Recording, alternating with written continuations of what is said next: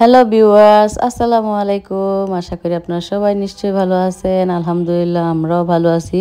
এই তো বাচ্চাদের পরীক্ষা শেষ হয়ে গেছে। ওরা কয়েকদিন যাবতই বায়না করছিল যে বাইরে ঘুরতে নিয়ে যাওয়ার জন্য। আসলে বাচ্চারা সপ্তাহ বাবদ পড়াশোনা করে এবং কোথাও ঘুরতে যাওয়ার সময় পায় না। স্কুল এবং কোচিং করতে করতে ওরা একদম টায়ার্ড হয়ে যায়, সেই জন্য কোথাও নিয়ে যাওয়ার সময় হয় না। আর দেখা গেছে শুক্রবার একদিন আমরা ছুটি পাই, তো সেই দিন তো আমরা বাড়িতেই চলে যাই। আর এই জন্য এখন তো যে পরীক্ষা শেষ হয়ে গেছে, তো ভাবছি যে তোমাদের পরীক্ষা শেষ হলে তোমাদেরকে দিয়াবাড়ি ঘুরতে নিয়ে যাব। তো সেই উদ্দেশ্যে আমরা সবাই রওনা হয়ে গেছি। আর সাথে আছে আমাদের সাম আর মিসকেও আজকে সাথে নিয়ে নিছি। তো আমরা এখন দিয়াবাড়ির উদ্দেশ্যে রওনা হয়ে গেছি। তো এই তো এদিকে কিন্তু আজকে দিয়াবাড়িতে প্রচুর লোকজন ছিল। তো আমার মামি ভুলেই গেছি যে দিয়াবাড়িতে গরুর হাট আছে। তো সেই জন্য রাস্তাঘাটে অনেক লোকজন ছিল এবং প্রচণ্ড রাস্তাঘাটে গাড়ি ছিল। তো দিয়াবাড়ি যেতে যেতে এখানে অনেকগুলো বিল্ডিং পড়ে, তো সেগুলো আজকে একটু ভিডিও করে নিলাম। সামনে মেট্রো রেল ছিল। তো দিয়াবাড়িতে যেতে যেতে আমরা অনেকটা পথ এসে পড়েছি। আজকের ওয়েদারটাও খুব ভালো ছিল, মানে বাইরে খুব বাতাস ছিল এবং রোদ ছিল না, সেই জন্য খুব ভালো লাগছিল।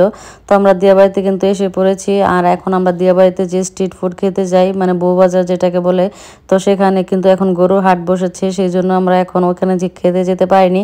তো গরুর হাটের অপোজিটে এখন সেই যে কাঁচা বাজারটা ছিল, কাঁচা বাজারের অপোজিটে এখন সেই স্ট্রিট ফুডের দোকানগুলো এখন চলে এসেছে। তো যাই হোক, আমরা এখানে চলে এসেছি স্ট্রিট ফুড খেতে।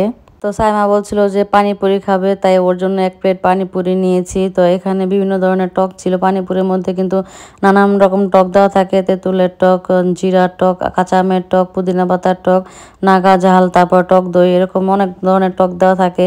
তো সেই জন্য সাইমার জন্য এখান থেকে এক প্লেট ফুচকা নিয়েছিলাম, মানে পানিপুরি। তো আর এখানে ছিল গরুর বট, তারপরে হচ্ছে গরুর মাংস, তারপরে হচ্ছে হাঁস বোনা। হাঁস বোনাও নাকি দুই ধরনের আছে, এখানে লাল হাঁস বোনা আর একটা হচ্ছে কালো বোনা। তো এখান থেকে আমরা খাবার অর্ডার করেছি। তো খাবারগুলো ভালোই ছিল, বিভিন্ন ধরনের খাবারের কোয়ালিটিও ভালো ছিল। তো এইখানে এগুলো সব এটা হচ্ছে মুরগি ভুনা বিভিন্ন। আর সাথে নিয়েছিলাম আমরা যে চালের রুটি, আর নিয়েছিলাম চাপটি।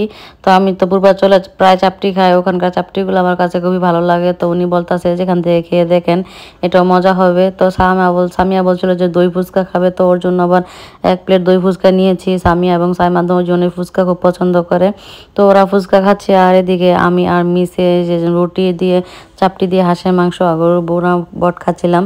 এই তো এদিকে গরু হাট বসার কারণে মামারা অস্থায়ীভাবে দোকানগুলো বর্তমানে এখানে নিয়ে এসেছে এবং লন্ডভন্ড অবস্থা আছে মোটামুটি, মানে বসে খাওয়া দাওয়া করা যায়। কিন্তু ওইদিকে দোকানগুলো যে সুন্দর করে সেট করা ছিল এবং চেয়ার টেবিলগুলো সুন্দরভাবে সাজানো ছিল, এরকমভাবে এখানে নেই। মানে এখানে একটু এলোমেলো অবস্থায় আছে এবং দোকানগুলো অনেক কম ছিল এখানে। ওইখানে তো প্রচুর দোকান ছিল, বিভিন্ন ধরনের খাবার ছিল। তো এখানে সাইমা তেমন কিছু খাওয়া দাওয়া করে নাই, তাই সাইমার জন্য একটা ছোট্ট পিজা অর্ডার করেছি সাইমা আর সামিয়া খাওয়ার জন্য। আমাদের পেট তো অলরেডি ভরে গেছে। তো এই ছোট্ট মিনি পিজাটা মাত্র 170 টাকা নিয়েছে। এখানে চিকেন আর মাশরুম ছিল।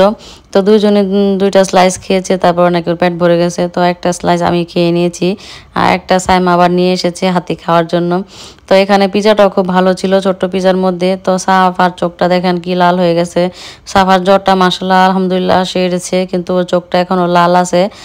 আলহামদুলিল্লাহ, আল্লাহ তাআলা যদি চায় তাহলে কয়েকদিনের মধ্যে সাফা সুস্থ হয়ে যাবে। আল্লাহর কাছে দোয়া করি এবং যেন তাড়াতাড়ি সুস্থ হয়ে যায়। আপনারা একটু ওর জন্য দোয়া করেন যেন সাফা তাড়াতাড়ি সুস্থ হয়ে যায় ঈদের আগেই। আর এই তো বাচ্চাদের স্কুলও বন্ধ হয়ে গেছে, আর 2 দিন পরে আমরা গ্রামের বাড়ি চলে যাব। আজকে ভিডিওটি এখানে শেষ করে দিচ্ছি। সবাই ভালো থাকবেন, আল্লাহ হাফেজ।